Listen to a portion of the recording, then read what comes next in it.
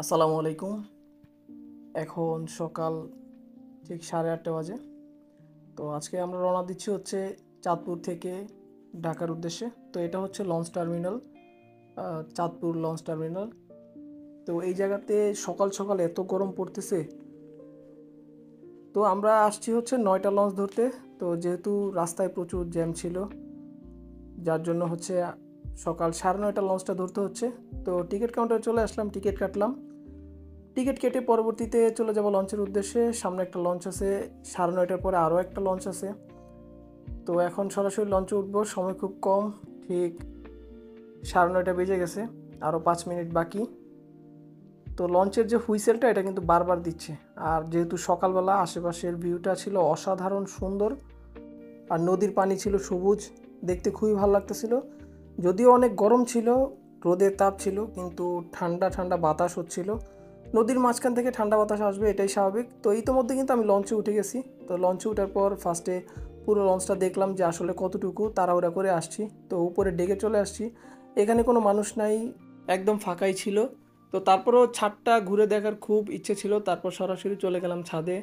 আর ছাদও দেখলাম ফাঁকা, যেহেতু সকাল 9:30 লঞ্চ, তো ওইরকম কোনো মানুষ দেখতেছিলাম না। কিন্তু লঞ্চে ওঠার পরে দেখলাম যে আরও একটা লঞ্চ আসতেছে, যেটা হচ্ছে ঢাকা থেকে চাঁদপুরের উদ্দেশ্যে রওনা দিয়ে সকাল 9:30 এসে এই জায়গায় পৌঁছেছে। তো আমাদের লঞ্চটা এই মুহূর্তে ছেড়ে দিবে, অলরেডি ওইটা কাছাকাছি আসলে এটাই ছেড়ে দিবে। তো খুবই সুন্দর দৃশ্য, ভালোই লাগতেছিল। তো লঞ্চের ছাদের উপরে এত নয়েজ হচ্ছিল যে আমি আমার ভয়েসটা ঠিকমতো দিতে পারতেছিলাম না। কিন্তু ছাদে থেকে খুবই ভালো লাগতেছিল, কারণ হচ্ছে ঠান্ডা বাতাস আসতেছে। আর ভিউটা দেখেন কি সুন্দর ভিউ, এগুলো হচ্ছে একদম র ফুটেজ, একদম অরিজিনাল ক্লিয়ার ফুটেজ, যেগুলো দেখতে একদম সরাসরি এরকম খুবই সুন্দর লাগতেছিল। আর নদীর পানি ছিল খুবই সবুজ, আর হচ্ছে একদম শীতল ঠান্ডা। তো এই মুহূর্তে 9:30 বেজে গেছে, আমাদের লঞ্চটাও ছেড়ে দিবে। তো এই জায়গায় বেশিক্ষণ সময় নষ্ট না করে আমি চলে যাব নিচে যে হচ্ছে লঞ্চটাকে একটু দেখব। তো এই লঞ্চটা খুবই তাড়াতাড়ি আমাদের কাছে চলে আসছে, আর এটা আসা মাত্রই আমাদের লঞ্চটা স্টার্ট হয়ে গেছে। পাশ থেকে দেখতেই পাচ্ছেন যে ইঞ্জিন স্টার্ট হয়ে গেছে। তো তারপরে আমাদের লঞ্চটা ছেড়ে দিছে, আর ওই লঞ্চটা ঘাটে এসে ভিড়বে, মানে লঞ্চ টার্মিনালে এসে ভিড়বে।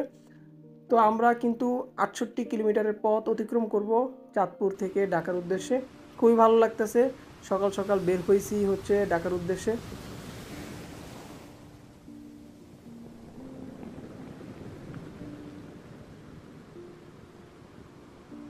যারা এই মুহূর্তে আমার সাথে আছেন, আমার ব্লগটি দেখতেছেন, অবশ্যই আমার চ্যানেলটাকে সাবস্ক্রাইব করে রাখবেন।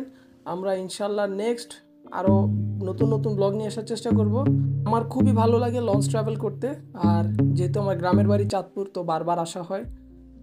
তো চেষ্টা করবো ইনশাল্লাহ প্রত্যেকবার নতুন নতুন লঞ্চে উঠে আপনাদেরকে দেখানোর জন্য।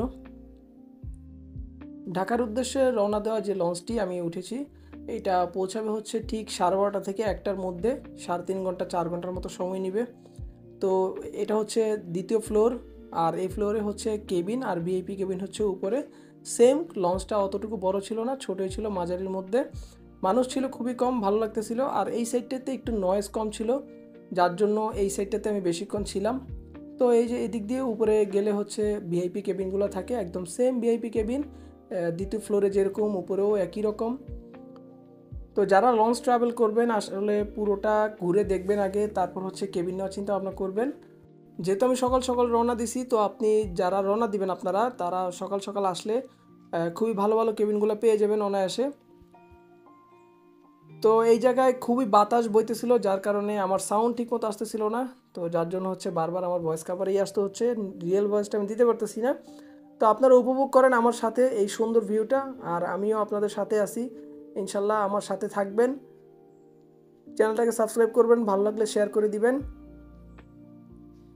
তো এই জায়গার নিচে বা উপরে সব জায়গায় কিন্তু ভালো ধরনের ফ্যাসিলিটি ছিল। যারা নামাজ পড়েন, নামাজের জন্য উপরে ছাদে স্পেস ছিল অনেক। তো আমার সাথেই থাকবেন, পুরো ভিউটা উপভোগ করেন, যদি যে সুন্দর ভিউটা সেটা দেখতে থাকেন আমার সাথে।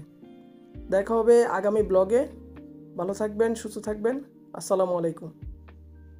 I don't ever slow up, no I don't take shit. I got no love for the fakeness. If you wanna play tough and wanna hate this, I'll always show up. I don't don't ever slow up, no I don't take shit. I got no love for the fakeness. If you wanna play tough and wanna hate this, I'll always show up and make a statement. I don't ever slow up, no I don't take shit. I got no love for the fakeness. If you wanna play tough and wanna hate this, I'll always show up and make a statement. Everything I do so instinctive and so passionate. Every word I move so descriptive like an adjective. I got a vendetta against people who patented being negative when you should be getting after it. I got facts over tracks, this and that. Spitting slow, spitting fast, I could roast, I could gas. Think I'm okay at last, but I don't know if that can erase all the past. And the pettiness, a reflection of the emptiness. Hilarious, you think you're worth my time, you're delirious. Mysterious, because you hide behind a fake exterior. Inferior, you know I'll always be a bit superior. Get off of me, this ain't no humble brag. I want you to hear words, you can say them back. I want you to feel free from the chains at last, and to believe in what you got, it was built to last, yeah. Now that I've been